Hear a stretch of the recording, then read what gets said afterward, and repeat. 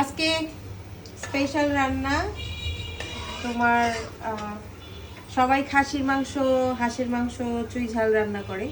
আজকে আমি আমার চুই ঝাল কোথায় এই যে আজকে চুই ঝাল দিয়ে মুরগির মাংস রান্না করব, দেশি মুরগির মাংস। ওরে বাবা, চিকেন দিয়ে চুই ঝাল, আমি তো এটা আসলে ফার্স্ট টাইম শুনলাম মনে হইতেছে। সবাই খায় না, আজকে আমরা খাবো। সবসময় খাসির মাংস দিয়েই খাই, কিন্তু আজকে রান্নাটা একটু ভিন্ন। আজকে চিকেন দিয়ে চুই ঝাল রান্না হবে। তো প্রথমে আমি এলাচ, দারচিনি, তেজপাতা তেলের মধ্যে দিয়ে দিচ্ছি। পরিমাণ মতো তেল দিয়ে এর মধ্যে আমি একটু রসুন বাটা দিয়ে দিব। রসুন বাটা দিয়ে আমি একটু ভালোভাবে লাল লাল করে নেব। অনেকে কি পেঁয়াজ দেওয়ার পরে রসুন বাটাটা দেয়, কিন্তু আমি তেলের মধ্যে বেসিক্যালি রসুন বাটাটা ইউজ করি, যার কারণ চিকেনের ফ্লেভারটা অনেক ভালো আসে। সেজন্য আমি তেলের মধ্যে আগে একটু রসুন বাটা দিই।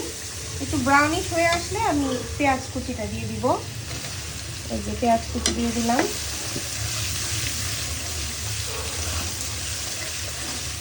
পেঁয়াজ কুচি দিয়ে পেঁয়াজটা লাল লাল হওয়া পর্যন্ত একটু ওয়েট করতে হবে। আর পেঁয়াজটা যত ব্রাউন হবে, চিকেন যে রান্না করব চিকেনের যে কালারটা ওটা আরো বেশি লাল হবে, টকটকা হবে, দেখতে খুব ভালো লাগবে। Stay with me.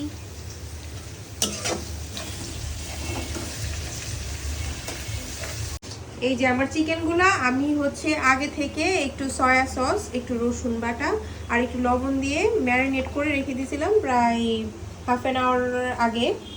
তো এটা এখন ম্যারিনেট অলরেডি হয়ে গেছে। এখন আমি আগে মশলা দিব না, আজকে আমি আগে চিকেন দিব পেঁয়াজে, তারপরে আমি মশলাটা ইউজ করব।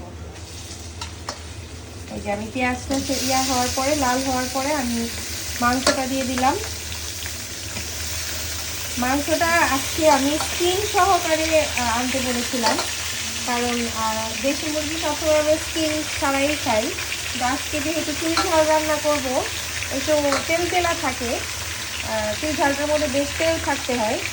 তো যত তেল থাকবে চুই ঝালটা খেতে তত ভালো লাগে। তো আজকে আমি বলছিলাম যে চিকেনটা চামড়াটা থাকবে, স্কিনটা থাকবে, কারণ স্কিনের মধ্যে প্রচুর তেল থাকে। এই যে আমি এইভাবে ভেজে নেবো। আগে চিকেনটাকে খুব ভালোভাবে ভাজবো, একটু হালকা ভেজে তারপর আমি একে একে মশলা অ্যাড করব। এরপর আমি এখন একটু সামান্য রসুন বাটা অ্যাড করব, কারণ আমি যেহেতু রসুন বাটা অলরেডি দিয়েছি। এরপরে দিয়ে দিব হলুদ গুঁড়া, পরিমাণ মতো হলুদ গুঁড়া দিয়ে দিব। তারপরে দিয়ে দিব লাল মরিচের গুঁড়াটা আমি একটু পরে দিব। আগে দিয়ে দিব জিরের গুঁড়ো। অবশ্য মশলাটা বাটা হলে ভালো লাগতো, যেহেতু চুই ঝাল বাটা মশলা দিলে ভালো হয়। তারপর আমি আজকে একটু শর্টেই রান্না করছি, কারণ সময় সাপেক্ষের ব্যাপার। দিয়ে দিলাম হলুদের গুঁড়ো, জিরের গুঁড়ো, ধনের গুঁড়ো আর রসুন বাটা দিয়ে আমি এখন কিছুক্ষণ নাড়াচাড়া দিব, একটু মিক্স করে নিব।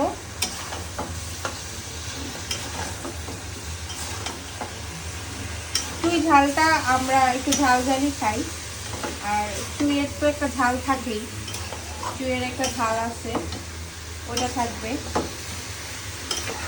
তো আমি গিয়ে মশলাটা খুব ভালোভাবে কষিয়ে নেব। যেহেতু দেশি মুরগি, একটু হতে সময় লাগবে, একটু সেদ্ধ হতে সময় লাগবে। তো আমি এই পর্যায়ে এটাকে ভালোভাবে নেড়ে চেড়ে কিছুক্ষণ ঢাকনা দিয়ে দিব। একটু চিকেন থেকে পানিটা উঠবে, কারণ চিকেন থেকে পানিটা উঠলে যখন আমি আবার দ্বিতীয়বার কষানো হবে, তখন চিকেনটা আরও বেশি সফট হবে, প্লাস মশলাটা চিকেনের মধ্যে খুব ভালোভাবে মিক্স হবে, একদম ভেতরে যাবে লবণটা। এই জন্য আমি কি করি, মশলা দিয়েই কিছুক্ষণ নেড়ে চেড়ে আমি ঢাকনা দিয়ে দিই, যাতে পানিটা উঠতে পারে প্রপারলি। আমি ঢাকনা দিয়ে দিলাম, কিছুক্ষণ একটু লো ফ্লেম দিয়ে দিই, পানিটাকে উঠুক, একটু হালকা সফট হোক, তারপরে আমি বাকিটা।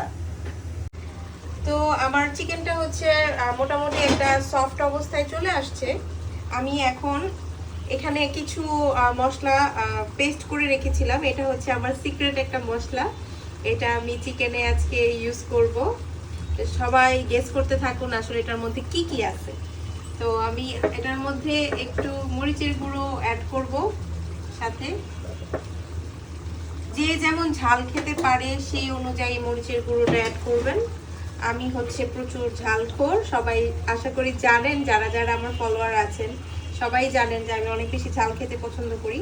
তো ওই অনুযায়ী আমি হচ্ছে ঝালটা অ্যাড করছি আমার এই সিক্রেট মশলার সাথে। আর হচ্ছে মরিচের গুঁড়ো আমি এটা দিয়ে দিলাম মাংসের মধ্যে, দিয়ে আমি হচ্ছে এখন কষাবো যতটুকু কষানো যায়, কারণ হচ্ছে এটা হচ্ছে চিকেন, যেহেতু চুই ঝাল আর কষা মাংস যেটাই বলেন, ভুনা মাংস, আপনি চিকেন যত কষাবেন, যত তেল উঠবে, ততই মনে করবেন যে চিকেনটা টেস্ট হবে।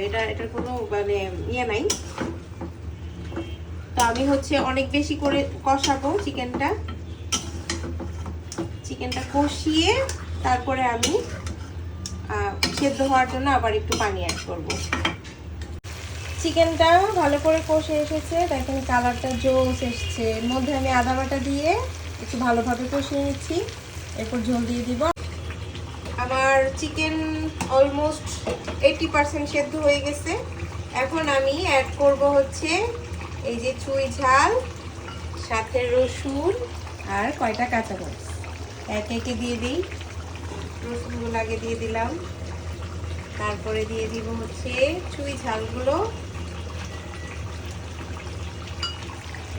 এরপরে দিয়ে দিব কয়টা কাঁচামরিচ জাস্ট ফর ফ্লেভার। দিয়ে কিছুক্ষণ আমি চুইগুলো আর হচ্ছে রসুনগুলো একটু সেদ্ধ করে নেব। এই তো তৈরি হয়ে গেল আমার মজাদার চুই ঝাল, চিকেন দিয়ে চুই ঝাল। আমার চুই ঝাল রেডি হয়ে গেছে, এখন রেডি টু সার্ভ। দেখেন কালারটা জাস্ট দেখেন, কি অসাধারণ একটা কালার আসছে। চিকেন চুই ঝাল, ভেরি নাইস।